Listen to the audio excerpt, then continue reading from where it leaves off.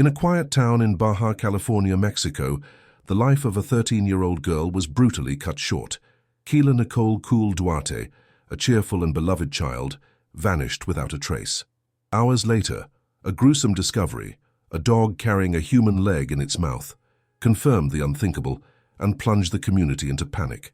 But the shock turned to horror when the prime suspect was identified, one of her own schoolmates, a 16-year-old boy named Cristian Iván. And what makes this case even more disturbing is Cristian's chilling confession. He admitted to being inspired by one of the most controversial American television series, Dexter, to commit and conceal his crime. This case, however, isn't just about the brutality of a young perpetrator. It exposes the fragilities of a justice system that, in countries like Mexico and much of Latin America, can offer surprisingly lenient sentences for heinous crimes committed by minors. This raises profound questions about impunity, public safety, and the stark contrast with legal systems like that of the United States. Here at Voices of the Vanished, we're not just recounting stories. We're here to deconstruct them. If you're looking for a simple retelling of the facts, there are dozens of other channels for that. But if you're ready to dive deep, to analyze the glaring errors, the subtle before and the devastating after, exploring the dark psychology, societal failures, and forensic medicine that truly unravel this tragedy, and the implications of a legal system that allows a brutal killer to potentially walk free in just a few years, then you've found your home. We'll quickly summarize the events, and then we'll peel back the layers, examining the almost unbelievable mistakes, the hidden tensions, and asking the crucial question, beyond the crime, what could have been different? Welcome. Let's begin. Keila Nicole Coole Duarte Acevedo was an ordinary teenager, living a normal and happy life in San Quintin, a municipality in Baja California, Mexico, a community of no more than 2,000 inhabitants, where most earn a living as farm laborers. Keila grew up surrounded by the love of her mother, grandmother, and other relatives, described as quiet, dedicated to her studies, and always smiling. Her teachers and neighbors considered her a kind and respectful girl with big dreams for the future. Among the people Keila knew was Cristian Iván, a 16-year-old classmate from the same school. They had known each other since childhood, their homes separated by just 20 meters. Cristian lived with his mother and a brother, sleeping in a trailer in the backyard due to limited space. But unlike Keila, Cristian was a mediocre student, with little interest in classes and a dark side that was beginning to emerge. Cristian's friends described him as obsessed with Santa Muerte, a religious cult that venerates a skeletal figure. Even more disturbing, he had made unsettling comments, expressing a desire to cut people and even threatening classmates, saying they would be his victims. He even claimed his father used to cut people, an unlikely assertion, as Cristian grew up without a paternal figure. These statements were unfortunately ignored, attributed to a desire for attention. Keila, oblivious to this sinister side, fully trusted her childhood friend.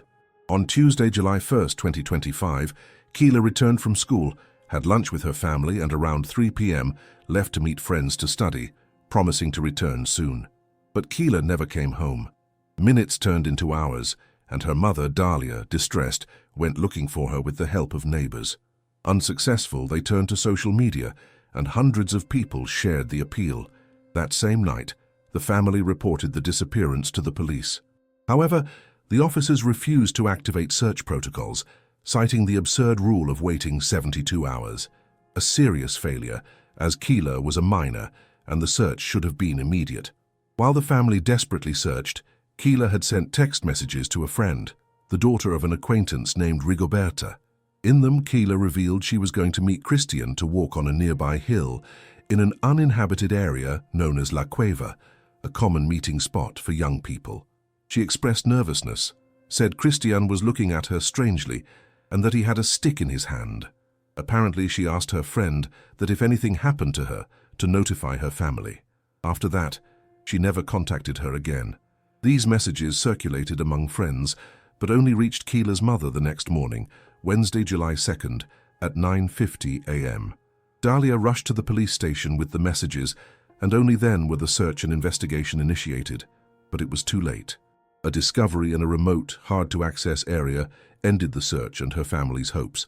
That same morning, Keila's family was alerted that a human leg had appeared in the same area the young girl had mentioned in her messages.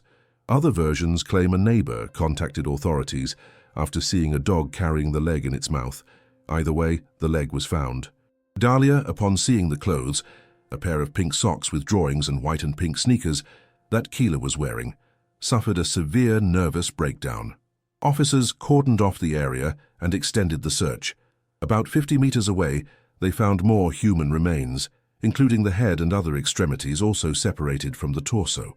A rusty metal pipe, allegedly used in the attack, was also found, along with a pair of blue pants and a beige bra. Some body parts were still missing. The community, enraged, headed to Cristian's house, but police managed to contain the crowd and took Cristian to the police station for questioning. Meanwhile, forensic experts processed the scene for evidence and transported Keila's remains to the forensic service for examination. Although her identity had not been officially corroborated, the community was already mourning, and women's rights organizations protested the initial inaction of the authorities. Forensic examinations confirmed the remains were Keila's. The cause of death was craniocerebral trauma, a severe blow to the head with a blunt object. Even more shocking, experts revealed post-mortem mutilations made with a sharp, heavy object, indicating considerable force. There were no signs of sexual assault. At a press conference on July 8th, authorities revealed details of Cristian's initial statements and evidence collected during searches. According to authorities, Cristian's initial testimony was contradictory. He first admitted meeting Keila, but denied harming her. Then he said the situation turned violent because she refused to have relations. He then changed his story, claiming a man in black had arrived and taken Keila. Finally, he admitted to taking the young girl's life. According to authorities, after meeting under a tree, Cristian asked Keila if she was okay and then violently struck her in the head. The most shocking part of Cristian's statement was his confession that after killing Keila, he dismembered her body and that he was inspired by the popular and controversial American television series Dexter, a fictional show about a blood spatter analyst who leads a double life as a serial killer. Police have not yet determined the exact motive, but found clear evidence of prior planning. Chilling drawings seized from Cristian's trailer showed figures of dismembered human bodies, with specific instructions on where to make cuts to separate the head and limbs. A day after these revelations, Cristian was brought before a specialized juvenile justice court, charged with aggravated femicide. The judge linked him to the process and imposed a precautionary measure of preventive internment, allowing a 2-month period for the complementary investigation to close. However, due to his age, 16, Mexican law provides for a maximum sentence of only 5 years in a juvenile detention center. This reality, common in many Latin American countries where there is no life imprisonment or death penalty for minors, and martial law is rarely applied in such cases, contrasts sharply with systems like that of the United States.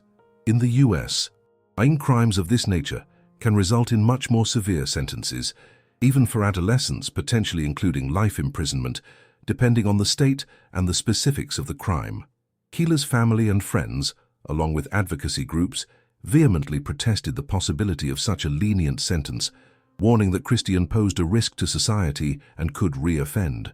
They also debunked rumors of a romantic relationship between Keila and Cristian, calling them re-victimization.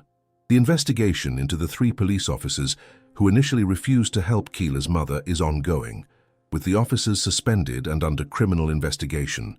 The brutal case of Keila Nicole Duarte not only revealed the fragility of institutions in addressing reports from minors, but also the absence of alerts and local protocols to handle such cases, exposing a grave problem: the increase in crimes against girls and adolescents in Mexico. With the initial facts laid out, the Voices of the Vanished approach demands we look beyond the surface. In the case of Keila Nicole Duarte, the mistakes were not only made by the perpetrator, but also by a system that failed to protect a young life and ensure adequate justice. Cristian's mistakes. The performance of the Apprentice serial killer. Cristian Iván, at 16, made a series of mistakes that, while revealing his brutality, also exposed the mind behind the crime. Ignored threats. The first and most glaring mistake, not by Cristian, but by the community, was ignoring his disturbing comments about cutting people and his threats to classmates. These were clear warning signs that, if taken seriously, could have prevented the tragedy. The Dexter inspiration, fantasy meets reality. Cristian's confession that he was inspired by a fictional series to dismember Keila's body is a shocking error. This demonstrates a dangerous disconnect between fantasy and reality, where televised violence becomes an instruction manual. He sought to replicate the efficiency of a fictional serial killer, but failed miserably in the execution. Macabre drawings, leaving detailed drawings of mutilated bodies with cutting instructions in his own living space, is a colossal planning error. While it reveals premeditation, it is also irrefutable proof of his intent and method. Contradictory statements. During interrogation, Cristian changed his version of events multiple times, attempting to deny, blame the victim, and invent a third party. This inconsistency is a classic error of inexperienced criminals, which only strengthened the case against him. Failure to conceal the body. Despite the dismemberment, the discovery of a human leg by a dog in an area near the crime scene is a primary error in concealment. The nature of the find quickly led to identification and his capture. There was no escape or perfect crime, as he might have imagined. Systemic failures, omission and potential impunity. Beyond Cristian's mistakes, this case exposes alarming systemic failures. The 72-hour rule for minors. The initial refusal of the police to activate search protocols for Keila, a minor, under the justification of waiting 72 hours, is an unforgivable omission. In cases of missing children and adolescents, every minute is crucial. This inhumane bureaucracy cost precious time and possibly the chance for a different outcome. Ignorance of warning signs. The school and community failed to recognize and act on Cristian's behaviors and threats. The lack of protocols to deal with students who express violent tendencies or dangerous obsessions is a serious gap. The fragility of juvenile justice and global disparity. The maximum sentence of only 5 years for an aggravated femicide committed by a minor due to the perpetrator's age is a failure that generates outrage and a deep sense of injustice. This is a reflection of the precariousness of justice in many Latin American countries, including Mexico, where laws for minors are often more lenient, without the possibility of life imprisonment or the death penalty, and the application of martial law is non-existent for such cases. This contrasts sharply with systems like that of the United States, where a crime of this magnitude, even committed by a teenager, could result in a much longer sentence, or even life imprisonment, depending on the state and the nature of the crime. This legal disparity opens a dangerous range of possibilities for criminals who may perceive a window of impunity and raises the question of the adequacy of juvenile laws for crimes of extreme gravity. In the case of Keila Nicole Duarte, the tragedy is a mosaic of individual errors and systemic failures, where the brutality of a young person met the inefficiency of those who should protect and the leniency of a legal system. To truly understand the darkness that fell upon San Quintin, we must delve into the before, the psychological landscape, and the hidden tensions that may have simmered beneath the surface of Cristian Iván's life. While the exact motive remains officially undisclosed, his actions and confessions offer unsettling glimpses into his state of mind. Cristian's profile: a young man, transitioning into darkness. Cristian, at 16, was an adolescent in a critical developmental stage, but with a history that suggests vulnerabilities. Absence of a paternal figure. Raised without a father, he may have sought role models or validation elsewhere, or developed emotional gaps. His false claim that his father used to cut people could be an attempt to create a narrative for himself, or justify his own fantasies. Family and social environment.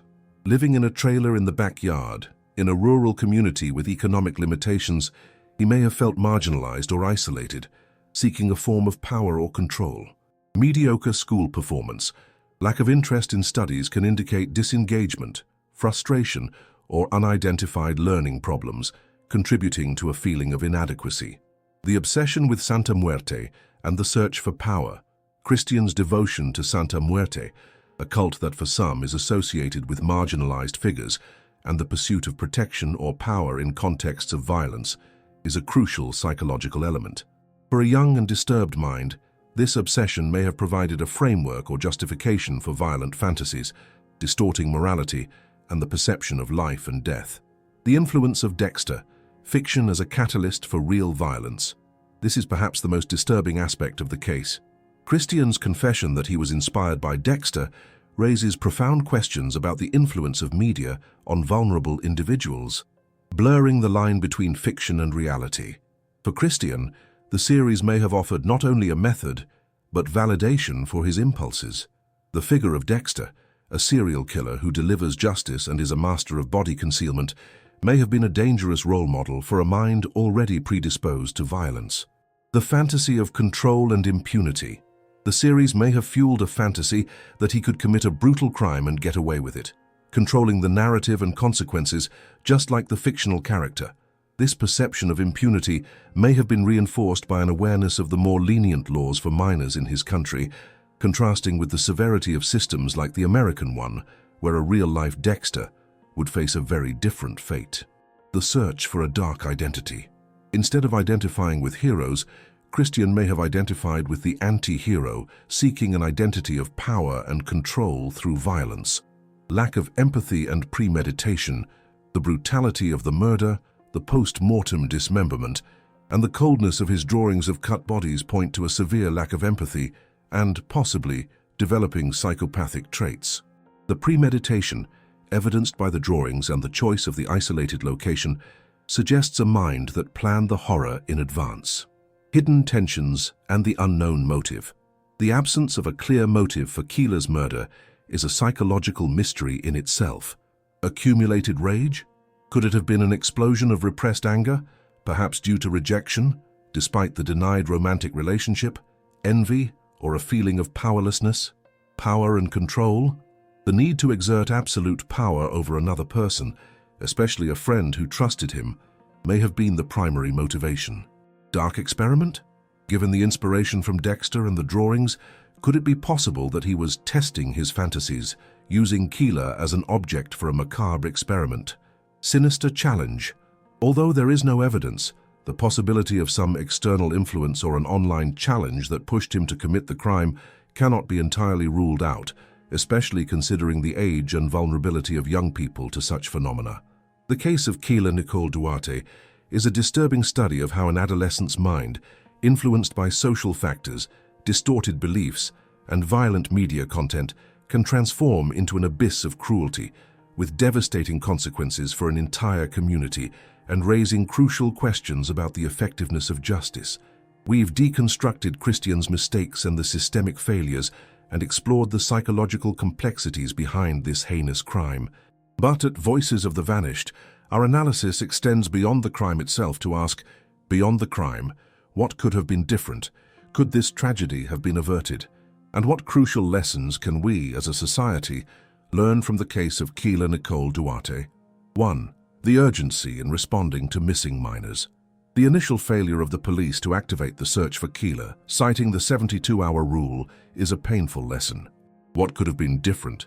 This case is a wake-up call for the review and immediate implementation of search protocols for missing minors. There is no time to waste. Authorities must be trained to recognize urgency and act without hesitation. The investigation into the police officer's omission is a necessary step, but real change must come in policy and institutional culture. 2.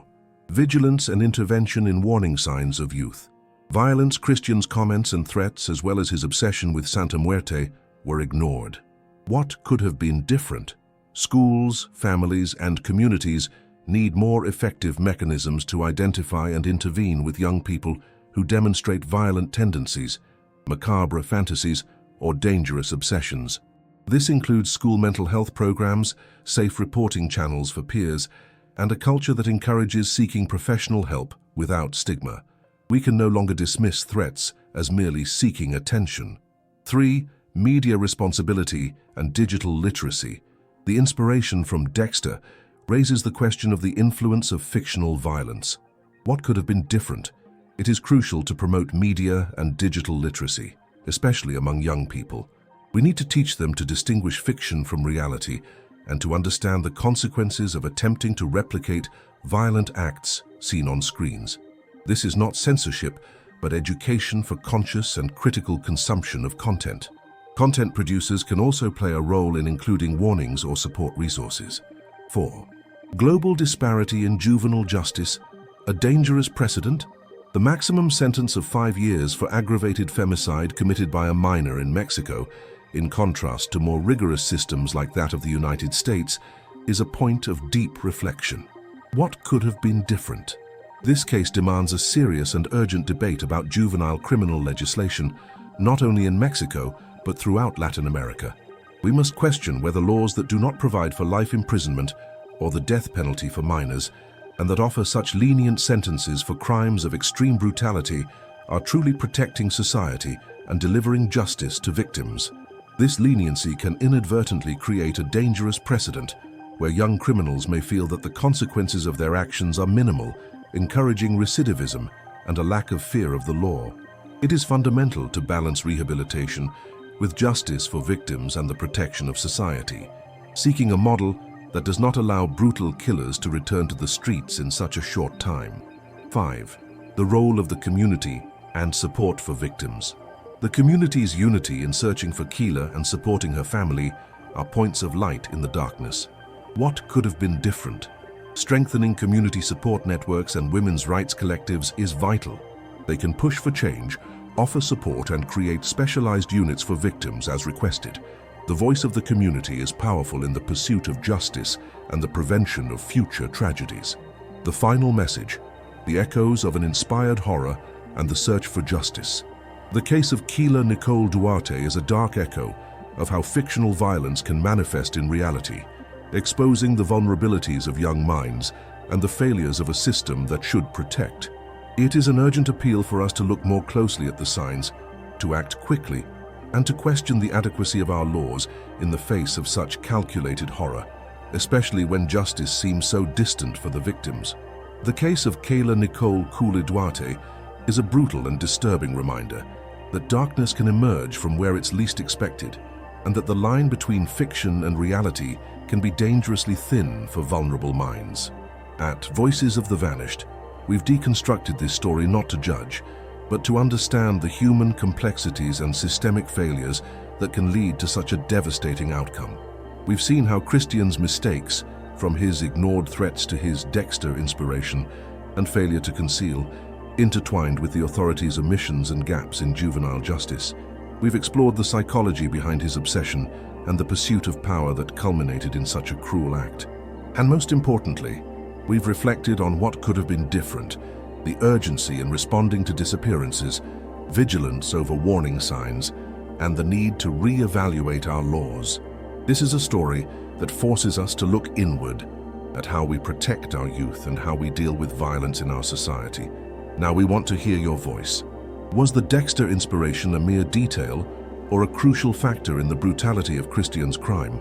Do you believe that a maximum sentence of 5 years for minors, even in aggravated femicide cases in Mexico, is just and effective in protecting society, especially when compared to legal systems in other countries like the United States, which provide for much more severe penalties for similar crimes? How can we, as a society, identify and intervene with young people who demonstrate violent tendencies or are influenced by extreme content? Did the authorities' failure to act immediately on Keila's disappearance report have a direct impact on the tragic outcome? Leave your opinion in the comments below. Your perspective is fundamental to our crime deconstruction community. If you value deep analyses like this that go beyond the crime, please like this video and subscribe to Voices of the Vanished so you don't miss our next investigations. Thank you for joining us on this dark yet necessary journey. Until the next deconstruction.